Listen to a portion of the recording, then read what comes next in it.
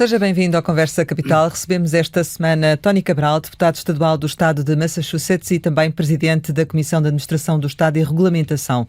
É democrata, luso-americano, natural do Pico, nos Açores, desde a década de 90, que tem feito carreira política nos Estados Unidos. Muito obrigada por estar aqui com a Antena 1 e com o Jornal de Negócios. Obrigado. Como sempre acontece, começo por lhe perguntar o que é para si neste momento capital em Portugal? Eu acho que é a transparência. Veio a Portugal para realizar uma conferência, a convite de uma consultora. Há quanto tempo é que não vinha cá? Vem cá com frequência? Gostava de vir com mais frequência, claro. Mas a última vez que estive cá foi em junho de 2023. Estive cá para participar numa conferência também, que geralmente é patrocinada pela Fundação Luso-Americana. E vindo a Portugal e estando fora do país, enfim, saiu com 14 anos dos Açores, como é que olha neste momento para Portugal? Enfim, que país é que vê? Eu vejo um país, claro, um país diferente, mais moderno, mais virado também para a Europa e ao mesmo tempo para os Estados Unidos. Eu acho que o progresso de Portugal, seja economicamente ou socialmente, eu acho que é um Portugal diferente daquele que eu me lembro quando era criança, não é? Eu acho que é bom, eu acho que Portugal está a acompanhar o desenvolvimento a nível mundial, eu acho que tem criado melhores oportunidades para aqueles que estão cá e vivem cá e trabalham cá, portanto é da maneira que eu vejo, não é? E é mais fácil hoje em dia dizer aos norte-americanos que é português do que há 40 anos? Sim, é muito mais fácil. É muito mais fácil falar do Portugal de hoje do que Portugal de então. Eu acho que é um Portugal muito mais próspero, né? Porque a velha história de Portugal, para aquilo há 40 anos, por exemplo, ou alguma das impressões dos luso-descendentes, né? Porque alguns deles nunca vieram a Portugal, os pais, ou os avós, ou os bisavós emigraram, tinham uma imagem diferente de Portugal. Portanto, o tal Portugal velho, antigo, pobre, etc. O Portugal hoje não é isso. E, portanto, é muito mais fácil falar, não só falar de Portugal, mas... E falar-lhe de Portugal também, imagino, os norte-americanos. Exato. Portanto, ou seja, nota que há um interesse maior, é isso? Sim, eu acho que também há um interesse por parte dos americanos em geral, também ter um melhor conhecimento de Portugal e eles estão a vir a Portugal. Em termos de desenvolvimento, e falando agora já um pouco mais em termos económicos, quais são as áreas do seu ponto de vista poderia eventualmente existir mais investimento em Portugal, daquilo que tem conhecimento? Bem, eu acho que se for em relação com os Estados Unidos ou com a comunidade luso-americana, eu acho que Portugal poderia, sem dúvida nenhuma, eu falei nisso ontem também, cativar melhor, né, a comunidade luso-americana. Eu acho que é uma comunidade hoje nos Estados Unidos que tem muito mais influência, uma comunidade que está firmemente organizada e bem estabelecida. E usando, a palavra usar talvez não é bom, né? Mas saber lidar com essa comunidade e trabalhar com essa comunidade para beneficiar o desenvolvimento aqui em Portugal em termos de investimentos de companhias americanas, que geralmente Portugal podia ser o ponto de entrada na Europa e no passado não era necessariamente o ponto de entrada. Já há companhias que vêm para a Europa via Portugal, companhias americanas, mas podia ser muito maior esse tipo de entrada na Europa, mesmo no ramo financeiro e noutros setores da economia. Há anos atrás, claro, era via o Reino Unido e até um certo ponto para a Irlanda também. Claro, que tem comunidades fortes também. Sim, tem comunidades fortes lá, né? E, claro, a facilidade é a língua. Os dois países falam inglês também e, portanto, para as firmas americanas talvez um conforto, assim dizemos, uma maneira de saber entrar. Mas eu acho que Portugal podia ter muito mais acesso a essa entrada na Europa companhias americanas. É curioso porque já há bastante tempo que se fala sobre essa necessidade de interagir mais com a comunidade portuguesa e até certa altura apostou-se muito na chamada diplomacia económica.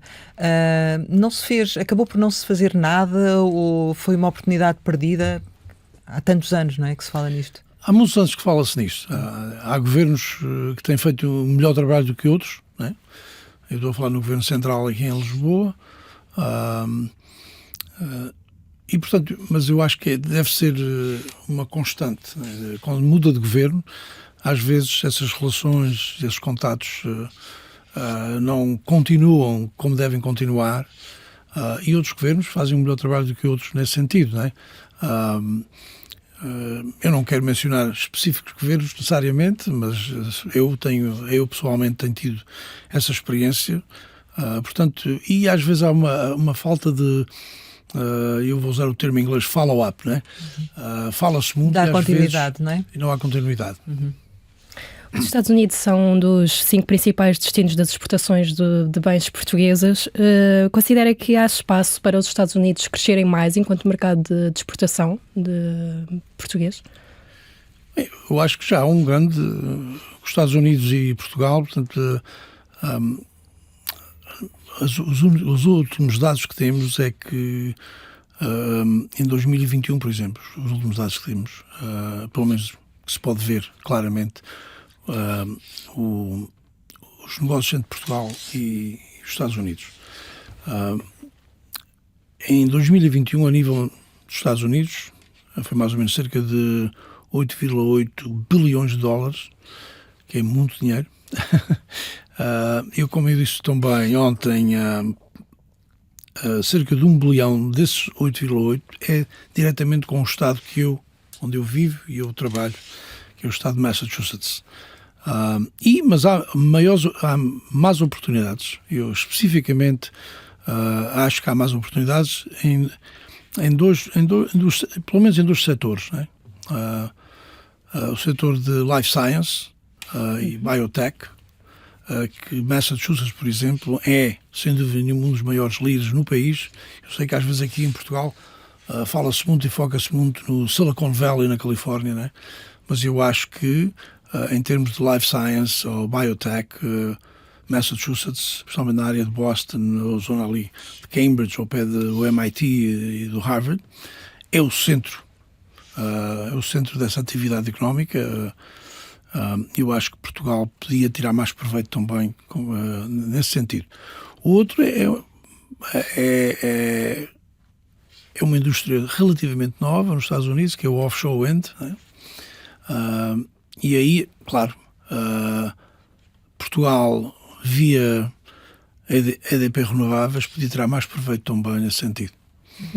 Acho que muitas vezes se pensa, quando o investidor português pretende investir, que o seu pensamento devia ser direcionado para os Estados em vez de ser direcionado para o país. Isso acabaria por trazer vantagens, porque, na verdade, há leis próprias de cada Estado, há procedimentos próprios, há planos de investimento próprios. Se calhar fazia falta pensar mais em termos de Estado do que de país?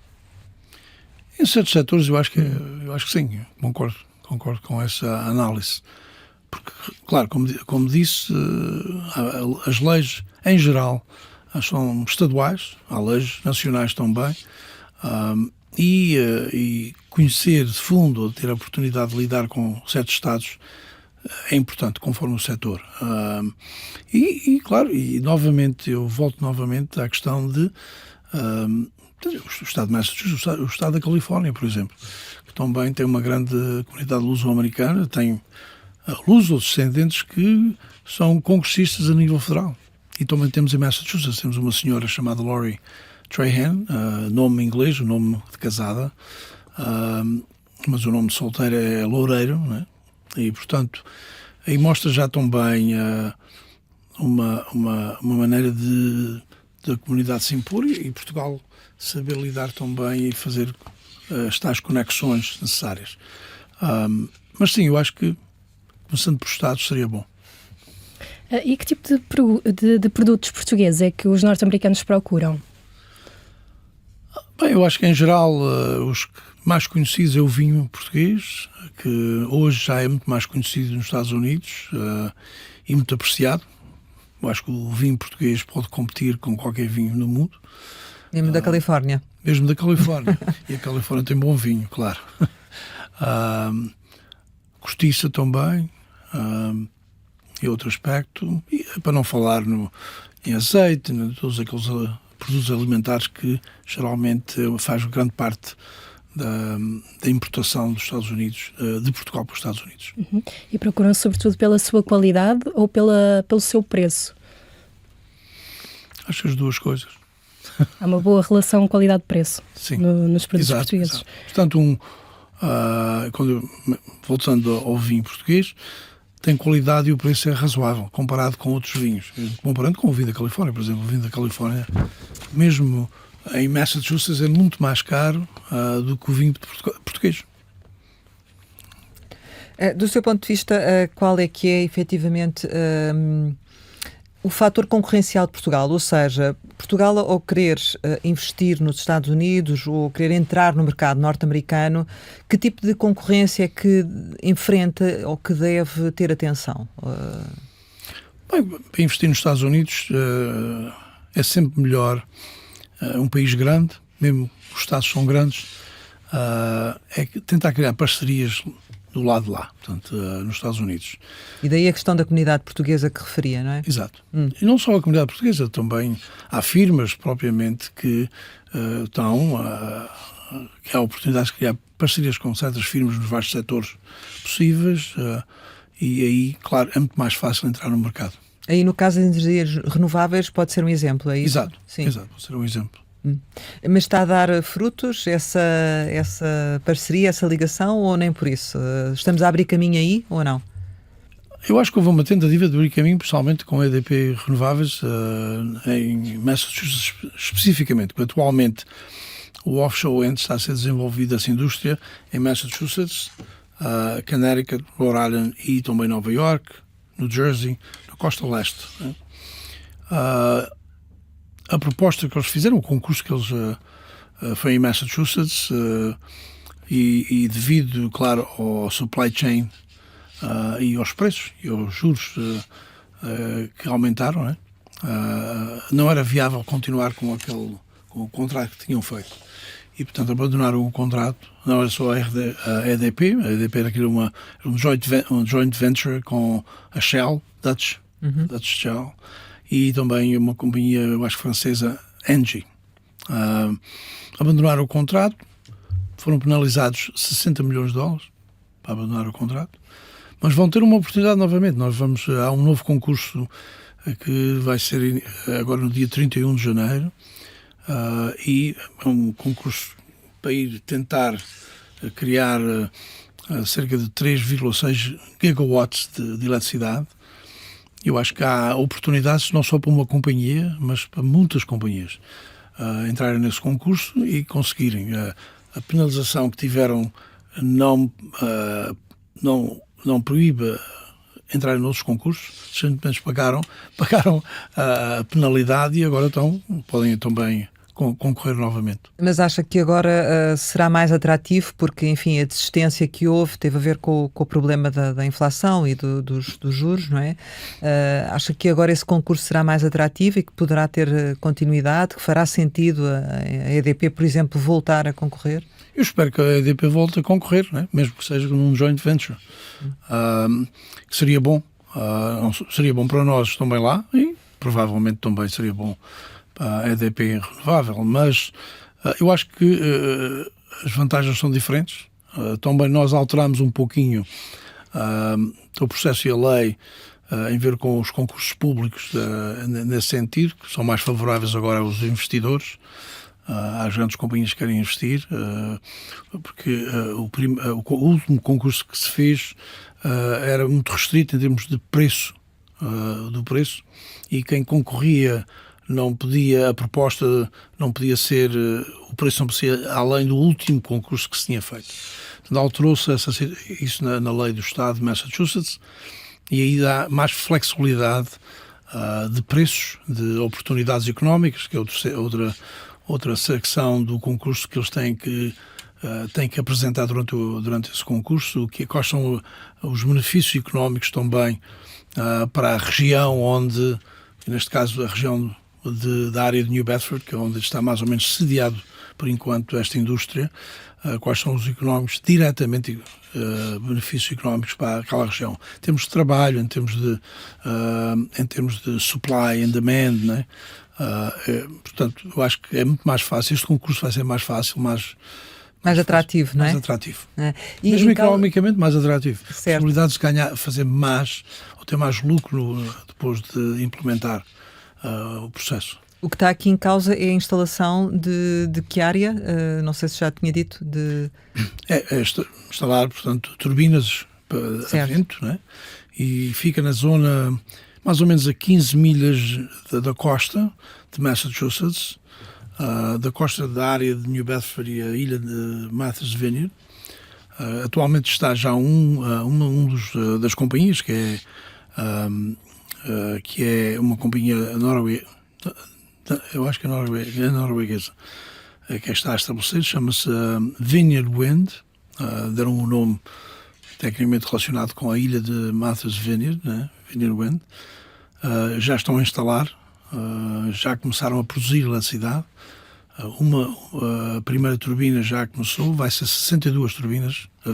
E este concurso que vão lançar agora será para quantas turbinas? Está-se a falar, este projeto atual que já está a ser instalado é apenas 800 megawatts, né, de eletricidade. Este concurso vai até 3,6, portanto, está-se a falar, podemos imaginar o número de turbinas, não é?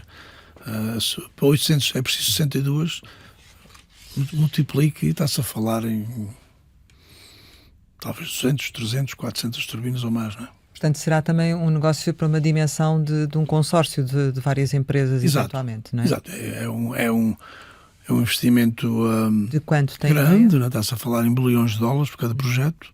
Isto vai incluir talvez vários projetos por várias companhias. Eu sei que há várias companhias a concorrer. Portanto, e todas elas, eu diria, a maioria, se não for todas elas, são europeias. Companhias europeias da Europa. Tem mais know-how também, não é? Sim. E portanto, a continuação dessas companhias. Isto é uma indústria nova nos Estados Unidos. Há aqui uma grande oportunidade, não só para nós, mas também para as companhias que estão a investir. Há uma outra área que tem vindo a aumentar a nível das exportações e dos serviços, que é o turismo. Também tem essa percepção que os norte-americanos procuram cada vez mais Portugal para fazer turismo? Tem essa percepção? Sim, tem. E é uma realidade. Pode-se ver, como vocês podem ver cá, nós também estamos lá, não é? Exato. Mesmo no dia-a-dia, há pessoas que, mesmo pessoas que eu lido quase diariamente, que nunca tinham pensado a vir a Portugal. E agora não só estão a pensar, mas estão a vir. Às vezes eu fico surpreendido, né, com as decisões que eles fazem para vir a Portugal. Eu acho que é positivo. Geralmente alguns até chamam para mim, mandam-me e-mails para dar opiniões, sugestões. Portanto, isso está a acontecer. Isso tem muito a ver também com o acesso via mais companhias de aviação a vir para Portugal, voos diretos, companhias americanas, além da TAP, além da SATA, portanto, a Delta, a United e outras. Isto facilita a deslocação. Outro ponto que eu geralmente, às vezes não era conhecido, é uma viagem relativamente curta. Né? Portanto, para os Açores são 4 horas e meia. É como ir de Boston à República Dominicana. 4 horas. Para a Flórida leva 3 horas de Boston. Portanto, mais 1 hora e meia. Não custa. Para Lisboa são 6. Portanto, há um maior conhecimento e portanto, um maior interesse. E o que é que atrai, sobretudo, os norte-americanos aqui em Portugal? Qual é que é a noção que têm daquilo que lhe dizem? Eu acho que é segurança. Certo. Eu acho que é mais acessível e mais, vou usar a palavra, mais barato. Né? que no resto da Europa. Portanto, os comentários depois de os visitarem é que, de facto, estive em Lisboa, por exemplo, e já tinham estado noutras capitais europeias, acharam ou acham que é muito mais seguro em Portugal, sentem-se à vontade, não é? Nas ruas em Lisboa, e, claro, o preço de Lisboa, vice-versa, Paris ou Londres é diferente. Com serviços também idênticos, de qualidade e, portanto... Sim, eu acho que a qualidade está cá. Eles acham que a qualidade é a mesma. E às vezes melhor. Pelo menos é a reação que eu vejo aqueles que eu falo. E que lhe pedem conselhos, não é? Exato. Mas podia haver ainda muito mais turismo. É importante haver uma maior marketing, portanto, nos Estados Unidos em relação a Portugal. Atualmente a maioria desse marketing é feito por algumas companhias, por exemplo, a SATA faz um pouquinho disso, né? A TAP nem tanto, pelo menos na nossa região. E o que é bom é agora as próprias companhias americanas, como a Delta, por exemplo, ou a United, também estão a fazer marketing do mercado aqui em Portugal. Mas há uma necessidade de fazer um marketing para ver um conhecimento mais profundo de Portugal, na população em geral. Esse marketing tem de ser feito não necessariamente para a comunidade portuguesa, mas um pouquinho para a comunidade luso-descendente. Muitos deles, o conhecimento de Portugal ou a ideia de Portugal, eles têm uma ideia antiga, e especialmente para a comunidade em geral, portanto, para aqueles que não são...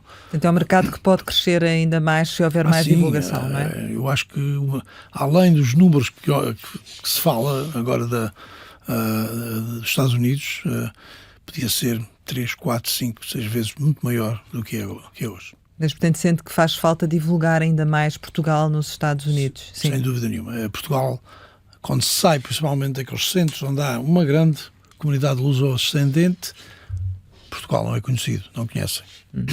Em termos de ligações aéreas, neste momento, a situação já está mais confortável do que há uns anos. Isso, sim, sem dúvida. Desse aspecto, sim. Eu acho que vai melhorar. Eu não sei por parte especificamente de todas as companhias, posso falar acerca da SATA, porque eu tive uma reunião com a Presidente da SATA há pouco tempo, e ela indicava que iam aumentar o número de voos também, não só...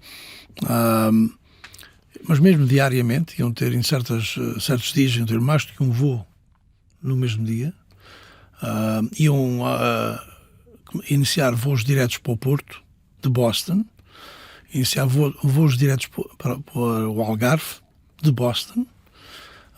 Portanto, isso é importante, mas também ao mesmo tempo, eu acho que eles acham que quanto mais conhecimento houver nos Estados Unidos de Portugal, o Porto está hoje em moda, não é? E principalmente na América, eles gostam de ir ao Porto, e Faro, nesse sentido, as praias do Algarve no verão. Porque é que não vão para o Algarve no lugar de ir a outro lugar, ou nas Caribas, ou no outro lado qualquer? Eu acho que é muito mais acessível, muito mais... e havendo voos diretos é a solução.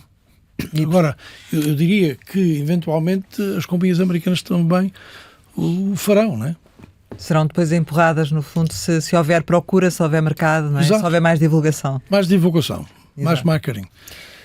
Vamos falar agora de outra questão que tem a ver com, enfim, a posição da Europa e dos Estados Unidos em função da inflação e da taxa de juros. Nos Estados Unidos, a inflação chegou a atingir os 9,1% em junho de 2022. Atualmente está nos 3,4%, sendo que o objetivo também é chegar aos 2%, tal como na Europa. Do seu ponto de vista, a Fed tem agido bem na forma como tem estado a controlar a inflação e a política das taxas de juros norte-americana, que acaba por também ter influência na Europa. Eles têm sido um processo conduzido bem, do seu ponto de vista? Bem, há várias leituras nisso. Claro. Exato, por isso lhe pergunto. Há aqueles que acham que o Federal Reserve Bank, tem o percurso que fizeram, tem um bom percurso. Outros que não concordam com isso. Eu posso referir, há críticos, claro, e não só da parte dos republicanos, como da parte dos democratas. Da parte dos democratas, especificamente a senadora de Massachusetts, a senadora Warren, que concorreu também para presidente em 2020, é talvez uma dos maiores críticos do Federal Reserve Bank. Acha que não havia necessidade de aumentar até o ponto que aumentaram, e acha que deviam reduzir muito mais rapidamente do que estão a pensar reduzir. No entanto, há indicações que eles vão começar a fazer isso. Será em março ou será em junho? Ainda não sabemos. Mas há uma perspectiva que essa descida em 2024 provavelmente vai para a casa dos 4%. 4,1%, 4,6%. Não sabemos bem onde vai chegar. E eu acho que é importante essa redução, porque atualmente está a estagnar a economia, até um certo ponto, especialmente no ramo e no setor do imobiliário.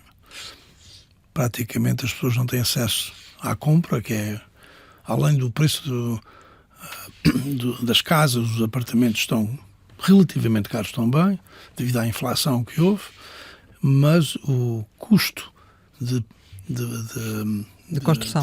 de construção, o custo das hipotecas são ao ponto que a classe média e a classe trabalhadora têm dificuldade em entrar nesse mercado.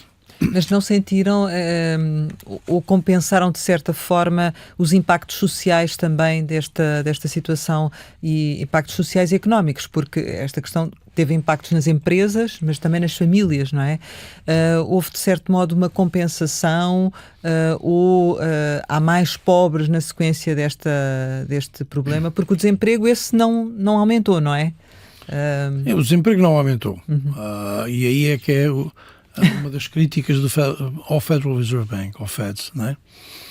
É que um dos objetivos principais, em termos de travar a inflação e a possibilidade de entrar numa recessão, é, claro, o aumento é o trabalho, a força do trabalho. Eles preferem que haja mais desemprego, que é um bocado ao contrário do que talvez nós podemos pensar. Ele acha que é um sinal que, de facto, a economia está a vagarar, e isso não tem acontecido. Portanto, também temos numa situação nova e diferente propriamente para o Fed, não é?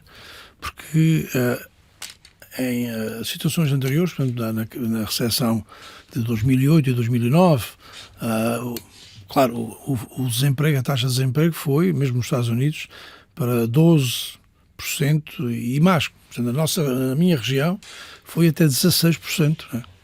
E isso agora não aconteceu. Isso agora não aconteceu. Portanto, e aí também vem as críticas que de facto não era necessário fazer o que se fez para reduzir a inflação. Porque a inflação, há várias opiniões nisso, mas eu acho que uma delas é válida, teve a ver com a pandemia do Covid-19, uma situação que nunca enfrentámos, e nem o Federal Reserve Bank enfrentou, e portanto acho que reagiram baseado em experiências anteriores, e a gente estava perante uma nova experiência. E continuamos a tentar resolver essa situação e essa experiência que tivemos. Não é? As firmas, mesmo aqui em Portugal, ontem em conversa com alguns que estão envolvidos em negócio aqui em Portugal, como é o caso nos Estados Unidos, os anos mais rentáveis, em certos casos da história da própria firma, foi 22 e 23.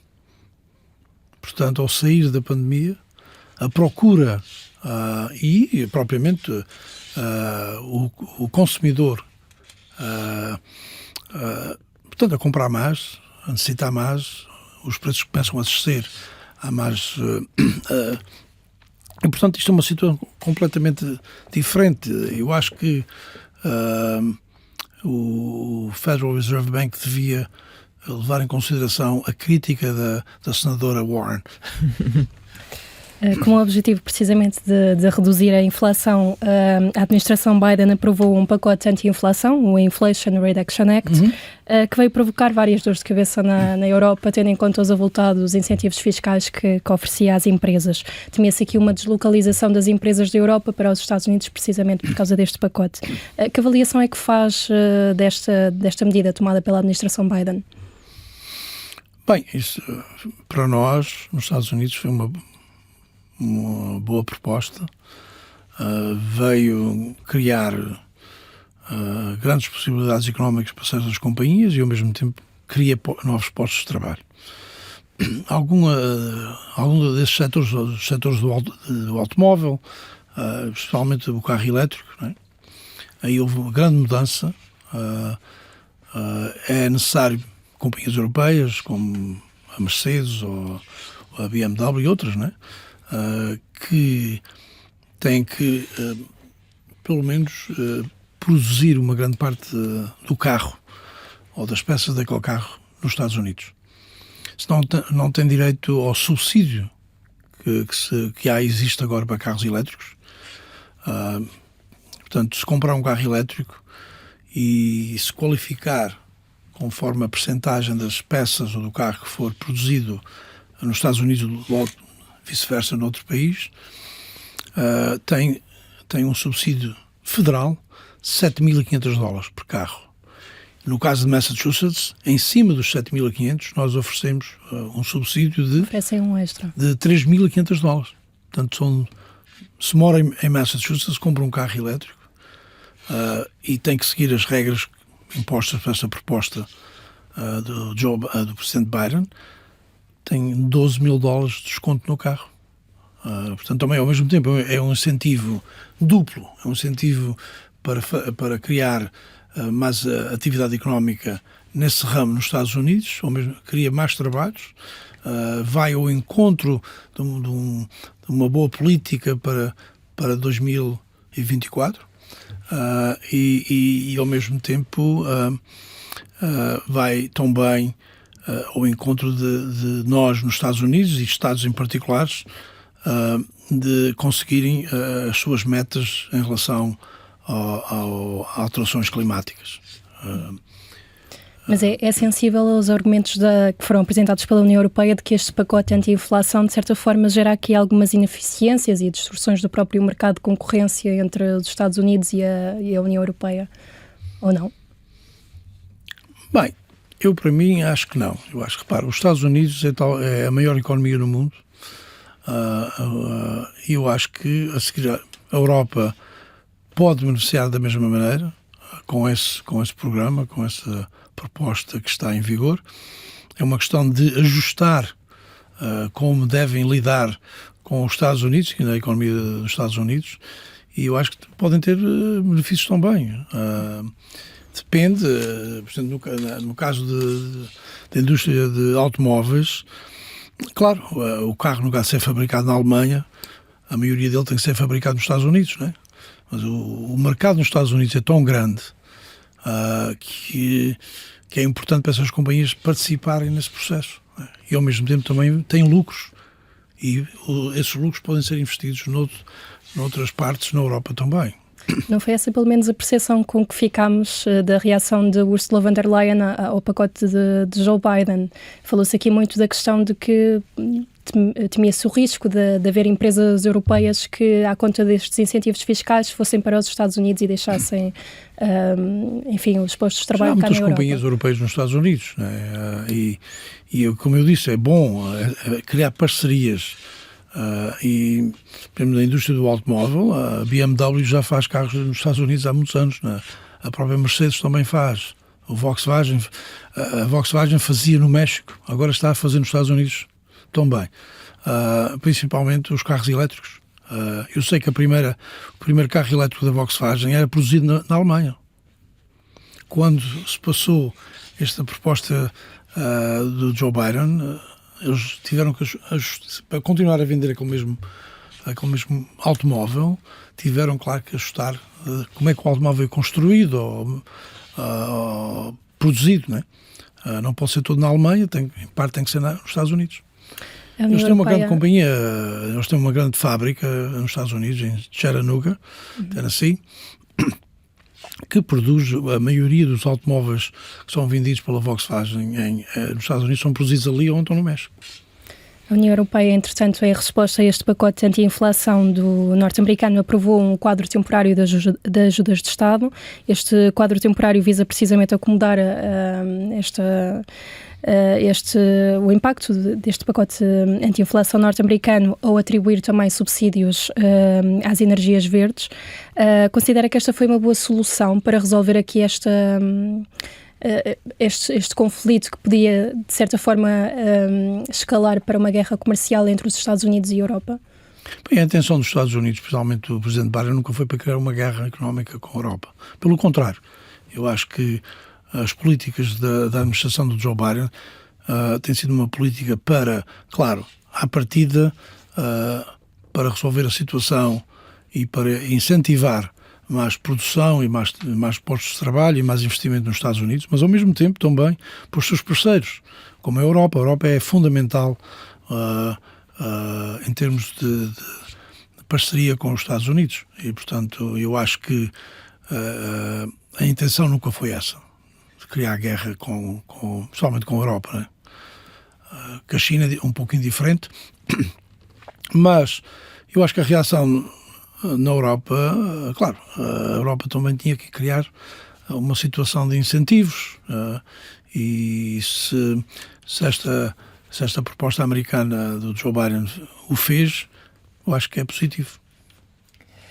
Relativamente ainda à questão de Portugal, mas sim, a propósito da situação decorrente da guerra na Ucrânia e da necessidade de abastecer de gás a Europa, os Estados Unidos acabaram por ter aqui também um papel fundamental e parte do gás natural liquefeito vindo dos Estados Unidos está a passar agora por Sines e os Estados Unidos estão a considerar Sines como um lugar privilegiado para acolher o gás natural. Olha também para este aspecto com particular interesse do que é que daqui pode advir, sendo Sines estando em desenvolvimento, pode efetivamente ter aqui um papel fundamental. Sim, claro, já se fala disso há muitos anos e é bom que está... Mas agora, por causa da guerra, acabou por... Sim. Por causa da guerra, às vezes há coisas positivas, infelizmente. Mas eu acho que é essencial. Os Estados Unidos é sem dúvida o maior produtor de LNG no mundo, não é? Ou tem essa potencialidade de ser. Passou a Nigéria, passou a Exato. Rússia, exato. Exato. Qatar, claro, e a Nigéria também são grandes produtores de LNG, mas os Estados Unidos têm a possibilidade de ser o maior produtor, portanto tem os recursos suficientes para o ser. E eu acho que isto seria uma boa aposta por parte de Portugal e por parte da Europa e assim criar menos dependência noutros produtores, como a Rússia em particular. Porque é necessário haver aqui uma libertação de dependência, principalmente de gás e petróleo da Rússia. É importante, não só para resolver a situação temporária devido à guerra, mas a longo prazo. Eu acho que Sines é o ponto de entrada, aqui está os pontos de entrada que nós falámos anteriormente. Certo. E há outros, né? Mas este é fundamental. Mas eu acho que num futuro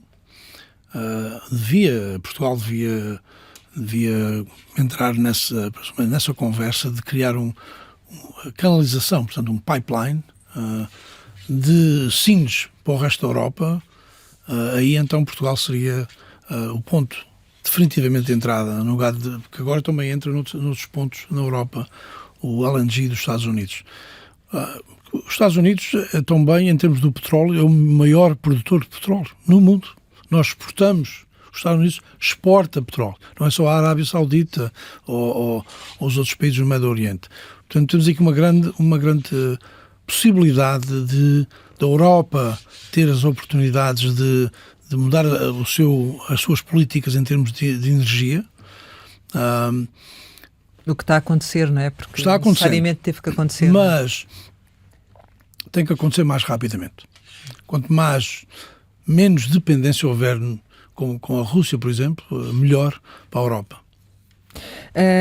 Estamos agora neste momento a enfrentar uma outra situação que tem implicações também em termos de económicos para as empresas. Já estamos a sentir efeitos ao nível da distribuição, que são os ataques, os sucessivos ataques a embarcações no Mar Vermelho, e que levaram à intervenção também dos Estados Unidos. Enfim, receia do que é que isto possa derivar e os impactos desta situação neste momento. Qual é a sua análise do problema? Bem, há sempre a possibilidade da guerra ser expandida no Médio Oriente, nesse sentido. Mas eu acho que é essencial as ações dos Estados Unidos nesse sentido e também do Reino Unido, que fez parte, sim, ou continua a fazer parte.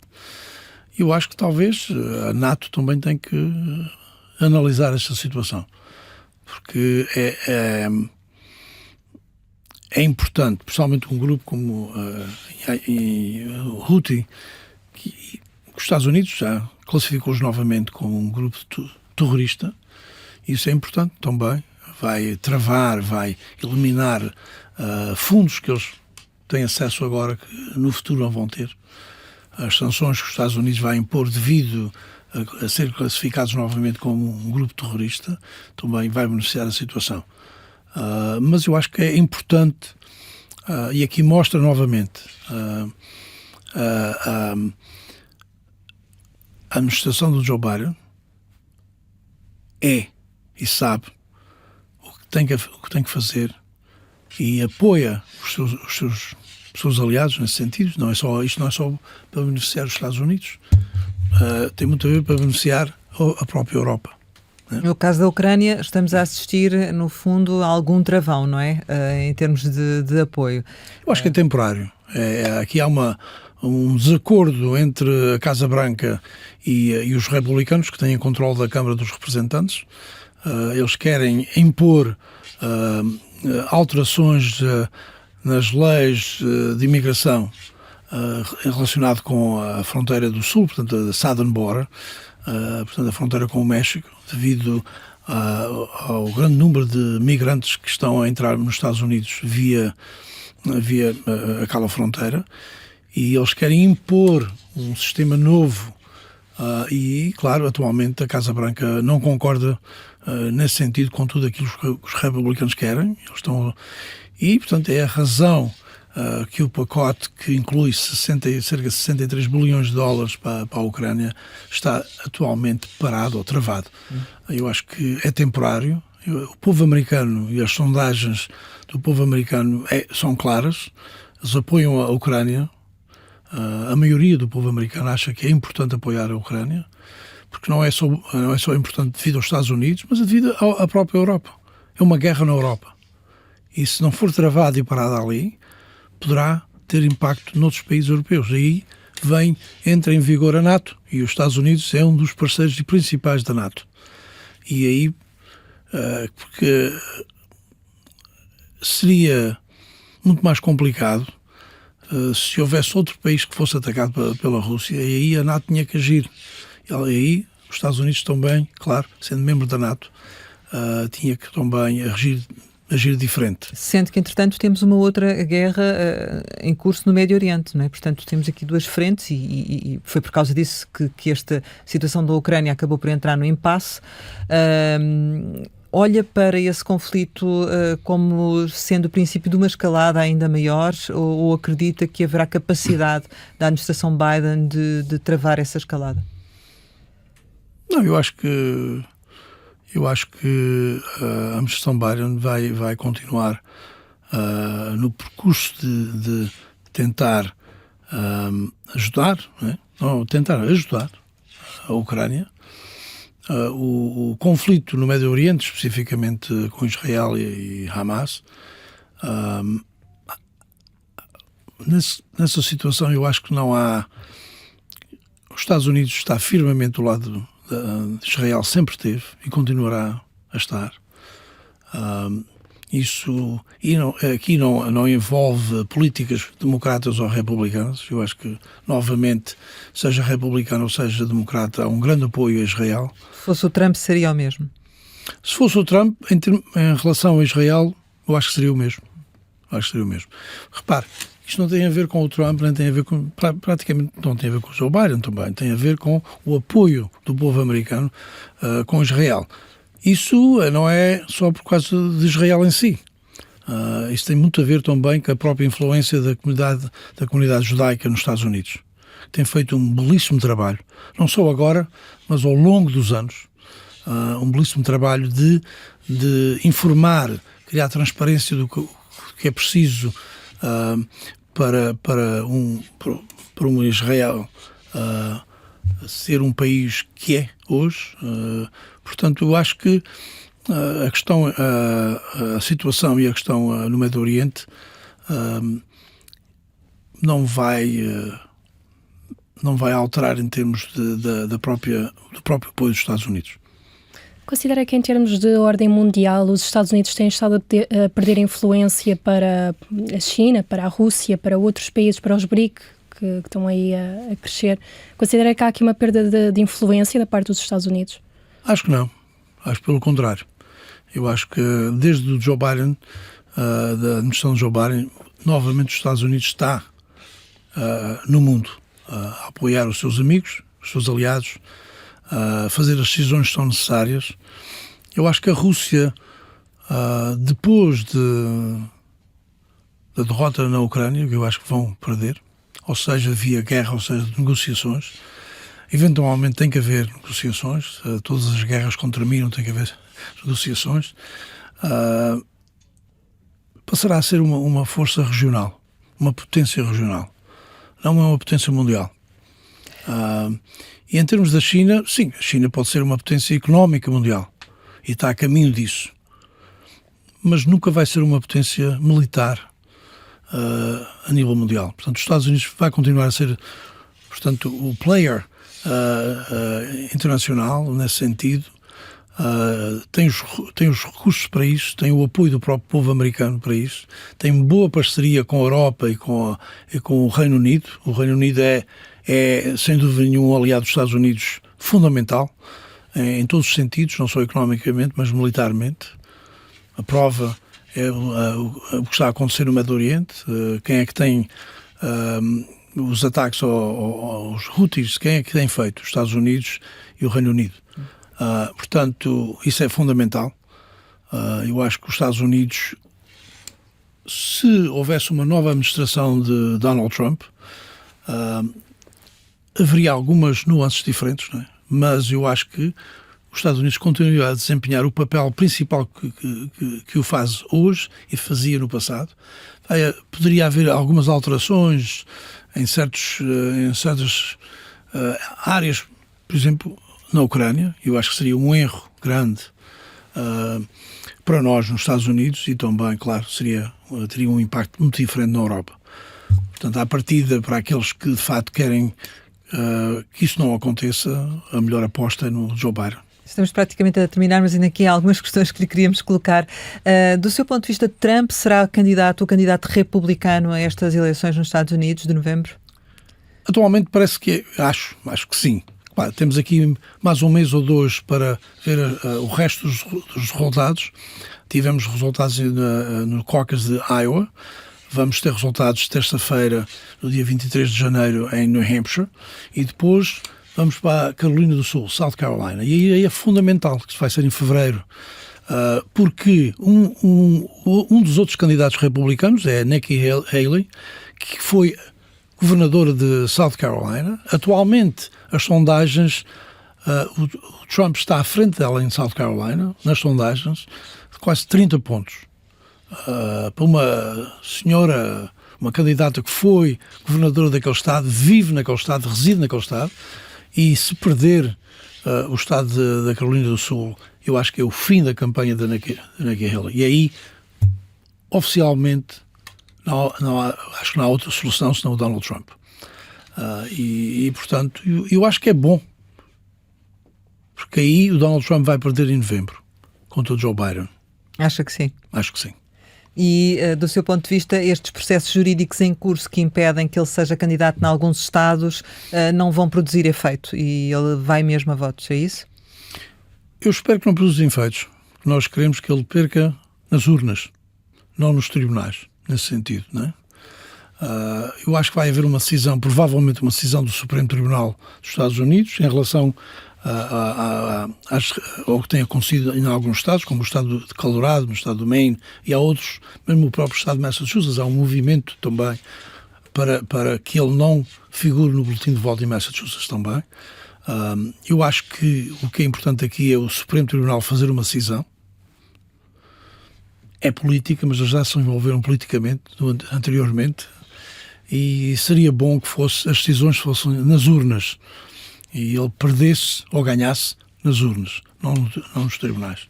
Essa é uma posição sua ou é de grande parte dos democratas? Eu acho, além de ser minha, eu acho que uma parte dos democratas também.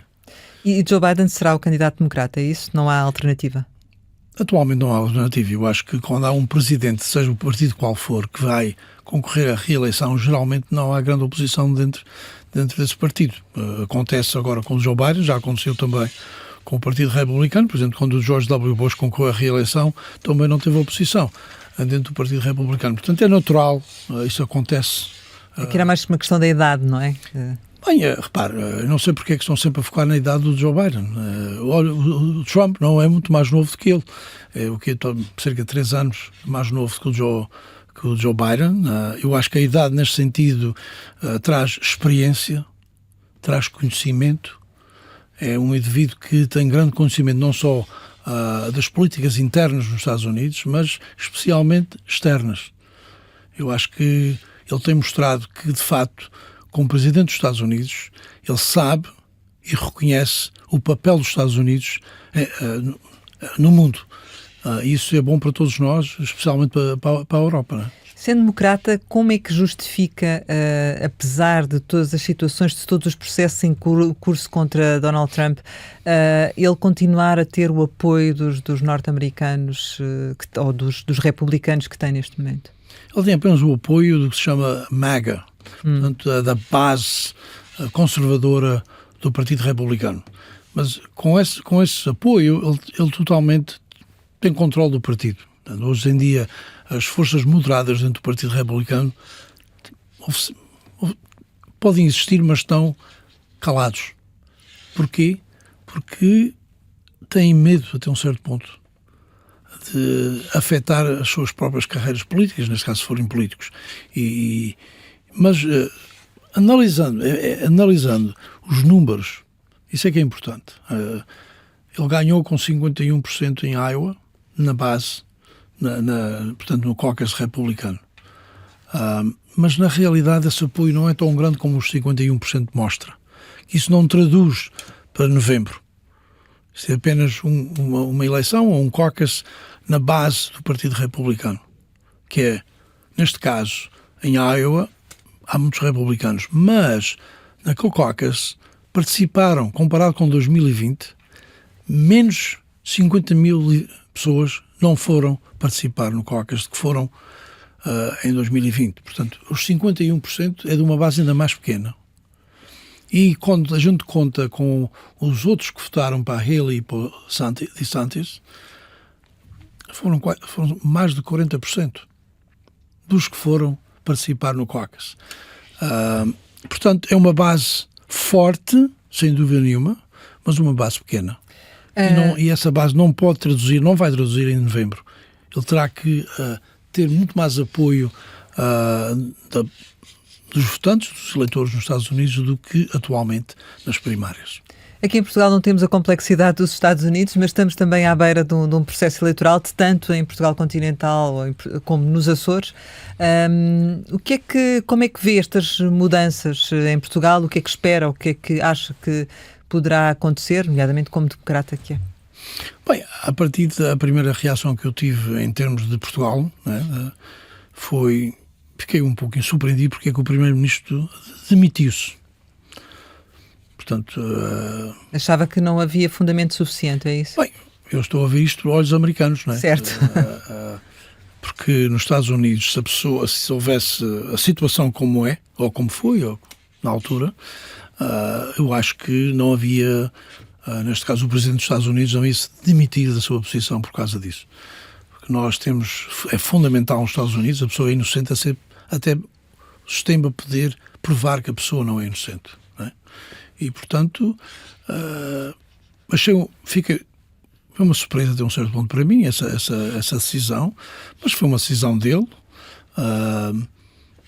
Novas eleições, eu acho que eleições é sempre bom. E agora?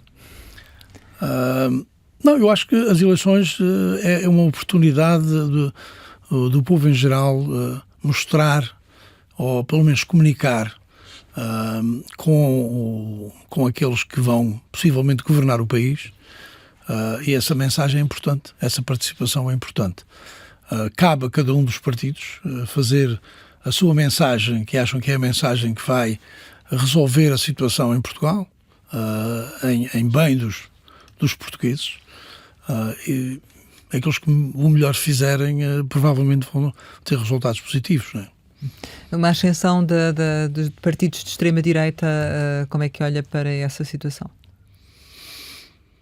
E que Portugal, enfim, na Europa há vários casos, não é? Digamos assim. Nós também temos extrema-direita nos Estados Unidos. Bem, eu não quero comentar muito nisso, claro, porque acho que não devo fazer isso. Há sempre, na minha parte, claro, há sempre preocupação em termos de extremismo, seja da direita ou seja da esquerda. É melhor a gente estar mais ao centro, ou seja, aquele centro um pouquinho para a esquerda ou o centro um pouquinho para a direita. Eu prefiro, pessoalmente, um pouquinho à esquerda, né? Porque sou progressista nos Estados Unidos, mas eu acho que a procura do centro é importante, né? Extremismo, seja de um lado ou do outro, nunca é bom para a sociedade. E os seus Açores? Também em mudança? Como é que os vê? Bem, os Açores, aqui novamente a situação foi um pouco diferente dos Açores, claro, foi a ver com o orçamento. Exato. Eu acho que foi a partir de... Não havia necessidade de chegar a esse ponto.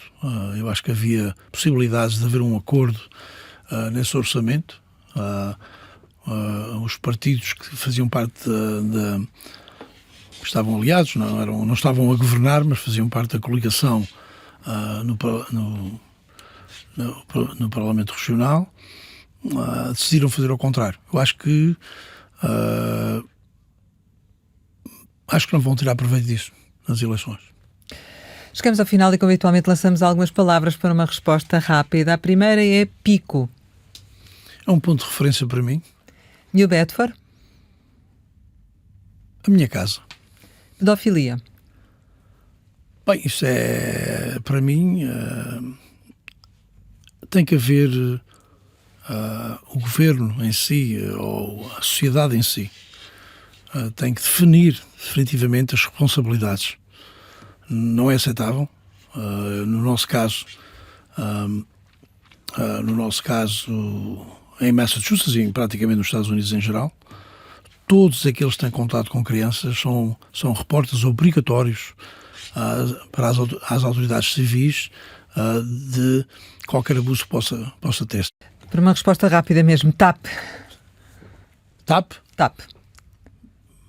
Bem, eu acho que a TAP é positivo para o turismo em Portugal. Família? Bem, família, claro, é importantíssimo. Amigos? Muito importante também. Férias? É bom descansar um pouco, de vez em quando. Ambição? Diga? Ambição. Bem, a ambição é importante logo que houver objetivos definitivos. E é bom, é uma motivação, seja individual, seja em nível de grupo. A ambição, se for feita em bom sentido, acho que é importante para o ser humano. Saudade? Saudade, Pico. Portugal? Também. Tony Cabral, muito obrigada por ter estado aqui com a Antena 1 e com o Jornal de Negócios. Pode rever este Conversa Capital com o deputado estadual do estado de Massachusetts, luso-americano, nascido em Portugal, na RTP Play, e nós regressamos para a semana, sempre neste dia, esta hora, e claro, contamos consigo.